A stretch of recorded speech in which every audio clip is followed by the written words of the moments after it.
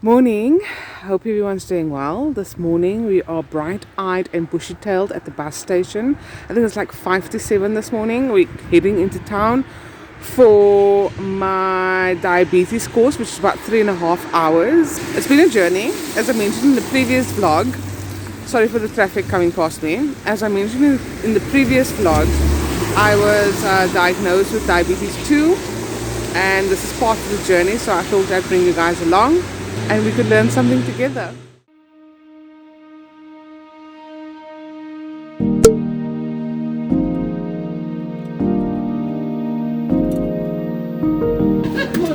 need to get to the parking meeting centre.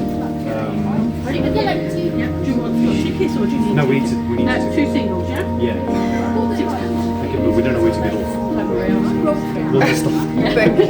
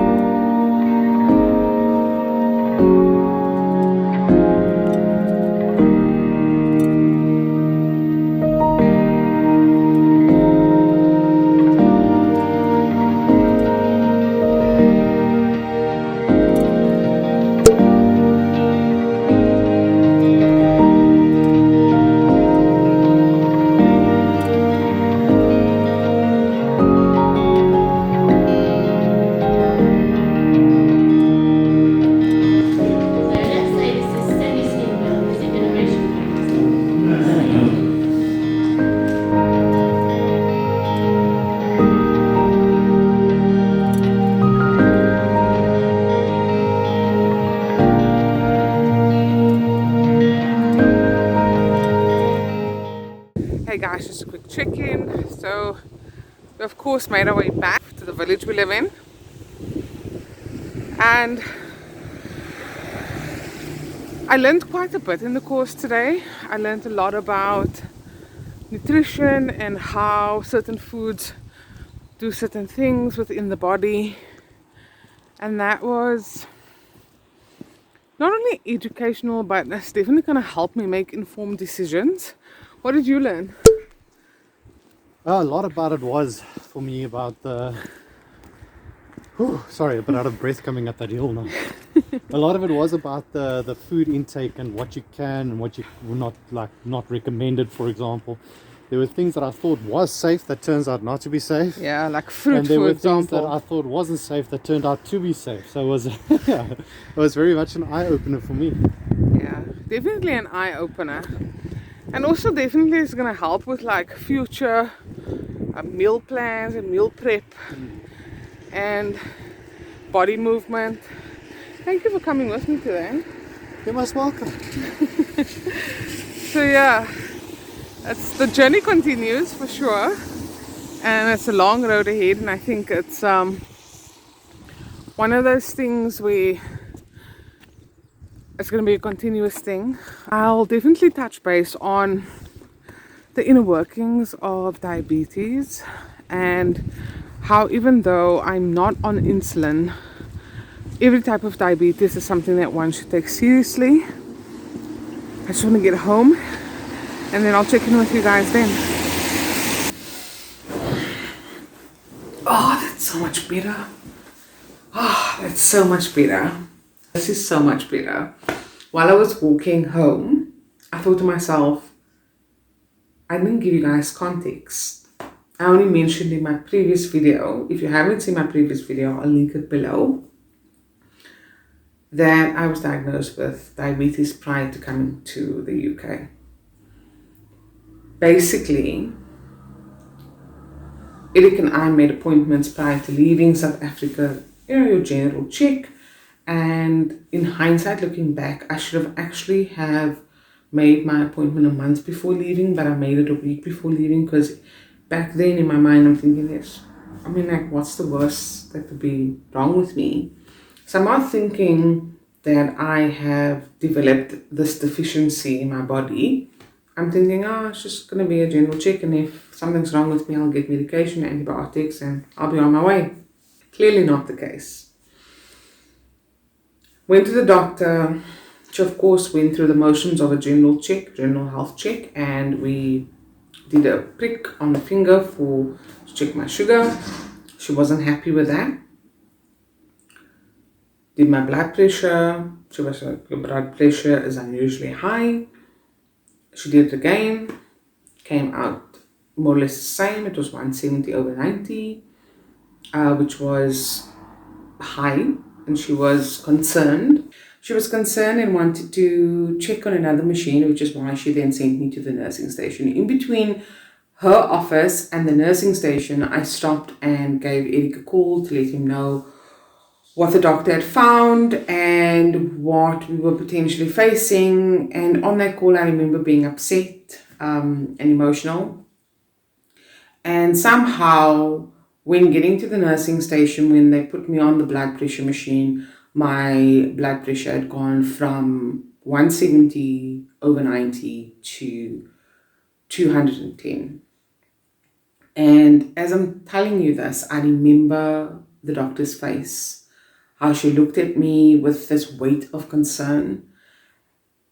And I'm sitting there looking at them confused. They standing in front of me looking at me, panicked, because their fear was that I was going to have a stroke. So she started asking me if I was feeling dizzy or faint. And I remember the concern on her face. And she said to me, Nancy, I can't let you leave without knowing that your blood pressure is at a stable measurement. So I needed to calm down, even though in that moment I did not feel hyper stressed. I did not feel like I was overwhelmed or stressed, or there wasn't that level of stress that made me feel like that my blood pressure should have been what it was. So I'm confused, they concerned, and I needed to calm down. I lied down on the bed, their hospital bed, thought happy thoughts like she had advised me, and they took my blood pressure 3 times after that to make sure that it was consistently balanced and that she was okay with what it came down to. And eventually it came down to, I think, 140 over 80, which is good. Maybe in the back of my mind, subconsciously, I was stressing and it came forth. I don't know. Perhaps that's what happened. That being concluded, I went back to her office and she said, Alinsky, we need to do blood work. It will give us more answers than what we know now. And and she advised it with the guise of, it is better to know and to deal and to manage it, whatever it is, health-wise, than not knowing and not knowing what it is that you are facing.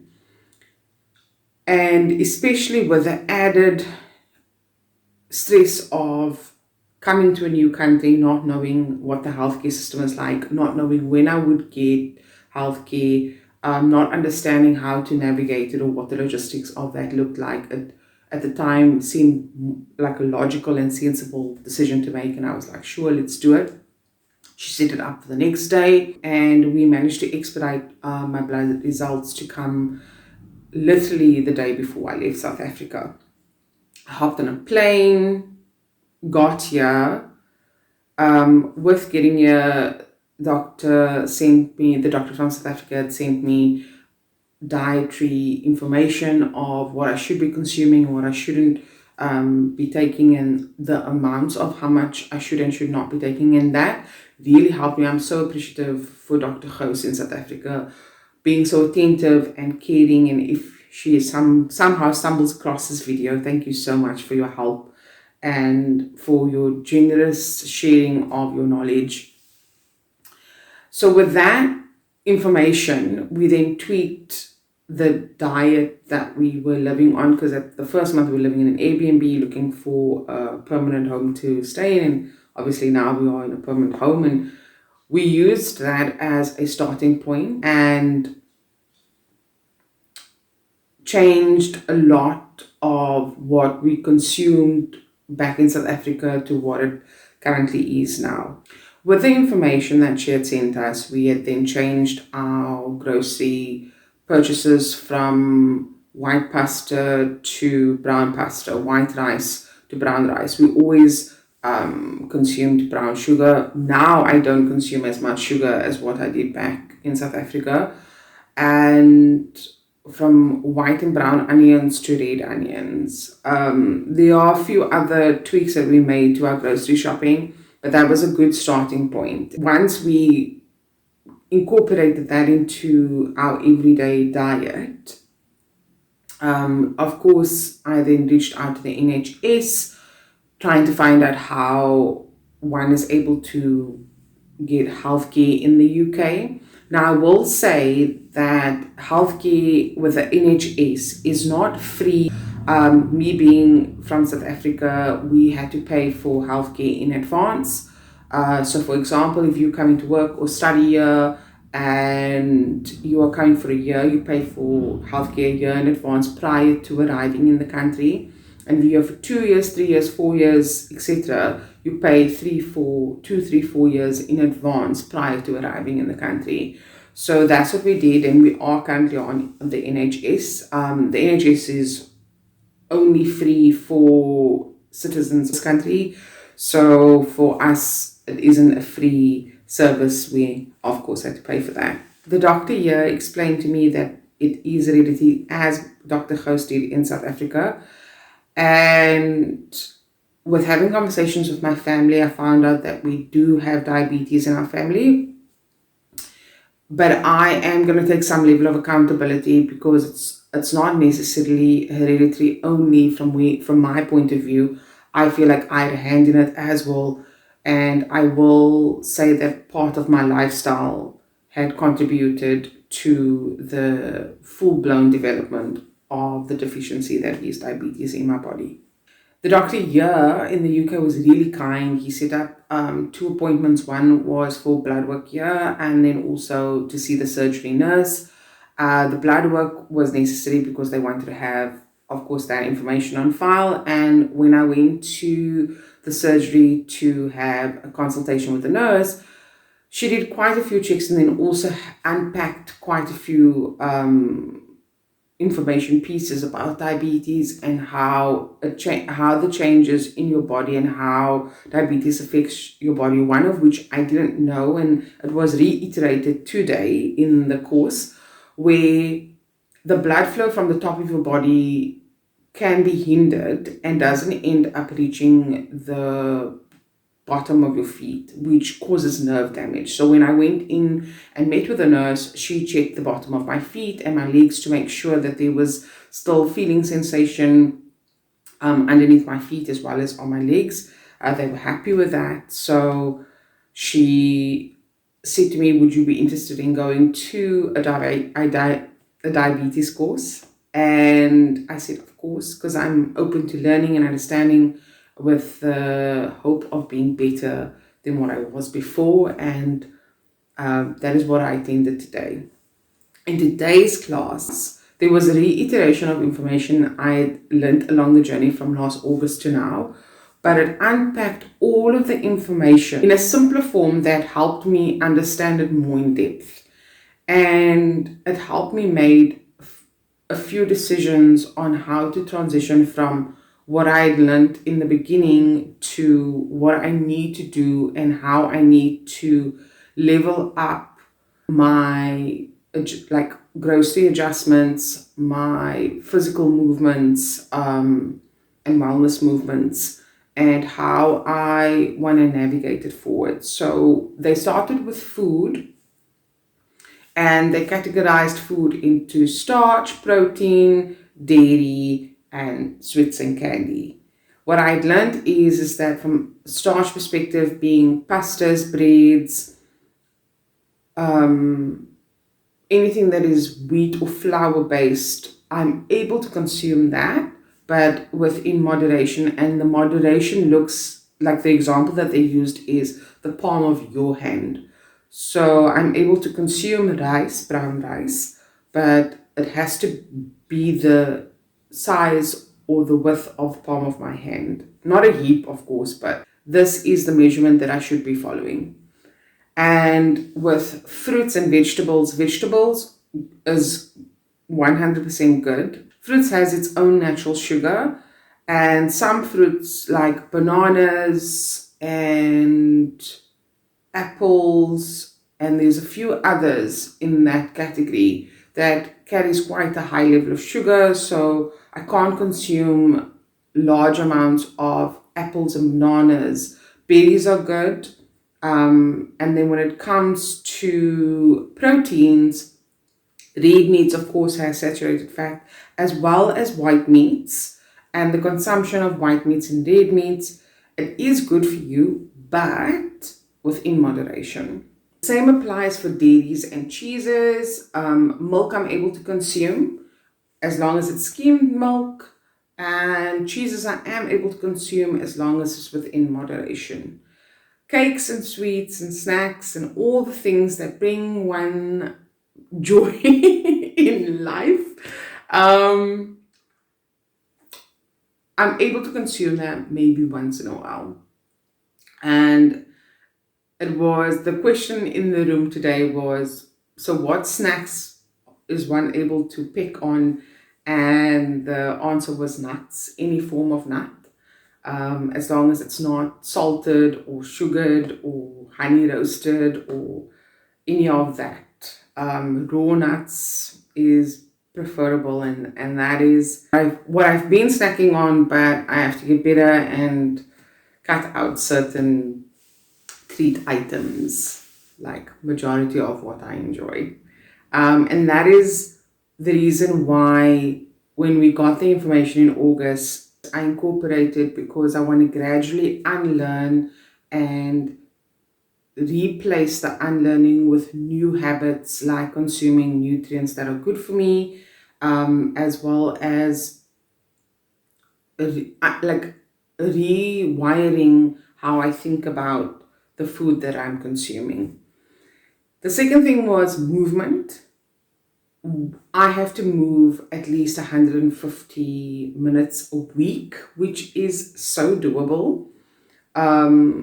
That's about approximately 3 hours a week. So if you take 3 hours a week divided by 7, it is completely doable. And you can walk, run, jump, yoga, Pilates, gym if you'd like. I'm not a gym fan. It's not, I'll go to gym, but it's not something that I particularly enjoy. You might enjoy gym and that might work for you. For me, I'm a classes type of person. I love yoga classes, Pilates classes. I haven't gone to any yet because I, of course, am trying to find my feet. And I've been walking whilst trying to figure out where the closest Pilates or yoga class is, or any class at this point.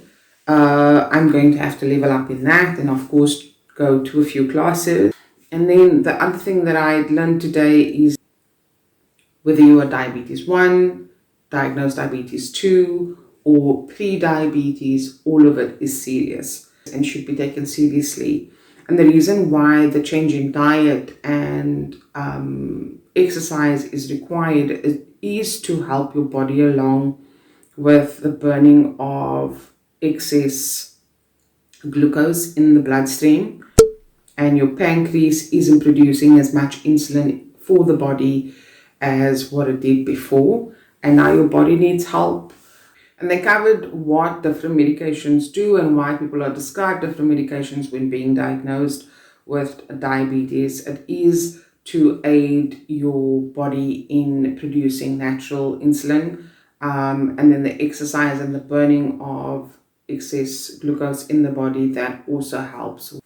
One of the other things that I also learned today was that there were 3 things that lived within this remit of diabetes. So diabetes is one illness, and what lives alongside it is high blood pressure or hypertension, and then cholesterol, and they all fit in this bubble. And so are diagnosed with diabetes, you have the potential of being co-diagnosed one of 3, 2 of 3, or 3 of 3. So you either diagnosed with diabetes, or you could be diagnosed with diabetes and hypertension, or suffering, or you could suffer of high blood pressure, or you could have diabetes, high blood pressure, and cholesterol. In most cases, it isn't like that, but that is what I learned today. The other thing that I learned today was that one is able to go into remission, meaning that you are able to not be on medication for diabetes. And I've heard this more than once. Initially, when I got diagnosed, Dr. Ho said to me, you are able to not necessarily reverse your diabetes, but go into remission and not be on medication. This is a lifestyle that I'm going to live for the rest of my life. And at this point in time, my goal is to adjust my diet to suit my current and future lifestyle, and of course, grow and develop in that instance. And then physically and physical movements, I do want to get into a routine where I'm not just walking, but I am going to incorporate running a little bit. And then, like I said earlier on, classes, really start incorporating all of the things that I had learned into my day to day. I understand more so that I need to do things that feels natural for me, and I need to have the discipline in seeing those things through, which is why I'm not forcing myself to do like extreme things like follow health diets or follow certain health trends. I'm not doing that. I'm going to be following what feels natural for me and my body and move at my pace, because unlearning things and relearning things takes time. And I have come to understand that I need to be patient with myself and hold myself accountable. And those are the things that I'm going to be focusing on with this journey, and with getting to the point where I'm able to go into remission. I'm sharing my journey with the hope of helping, if just one person. That would really make my year if one person takes away some form of information or education and it helps them in their day to day. I wouldn't want anyone to feel the way I did when I found out, which was lost and a bit confused. And also hopefully motivate you to work towards a better lifestyle for yourself. I'm not perfect. I'm learning as I'm going along, and I'm more than likely going to have struggles, but if we can help one another, then the journey isn't as challenging as what it is when you're doing it alone. I have 2 appointments coming up this year. One which is in a month or so's time, and that is to check my retina, and they're going to take photographs of the back of my eyes, because with having diabetes it can affect your eyesight, and I'll unpack that more when I am educated a bit more about how diabetes affects one's eyesight. At this point, I don't fully understand. I understand that that is a concern and that it can cause problems long term, but I don't have all of the information, so I don't want to speak on something I don't fully understand, because I don't want to share information that's incorrect or share any misinformation. And then I've got another appointment 6 months from now where I'm going to be doing a check as to where I'm at with my diabetes, which is why I'm going to be leveling up my eating habits as well as my wellness movement. The goal is to lose 5% of my current weight. That is the bare minimum. And like I said, I'm moving at my own pace and moving at my natural rhythm. And so that's what I'm going to be doing. Because I didn't have the opportunity to understand what programs were available in South Africa, I mean, given the circumstance, like I mentioned, I am going to put a few links in my description below if you guys want to check that out. If you live in South Africa, or if you're interested in what medical care is available and what programs, diabetes programs are available. Like I said earlier on, I'm speaking from my current experience and from my current circumstance that I am navigating. If you've made it this far, thank you so much for watching. I appreciate you. If you enjoyed this video, please give it a thumbs up. If you would like to keep up with the content that's going to come, please subscribe, and I will see you in the next one.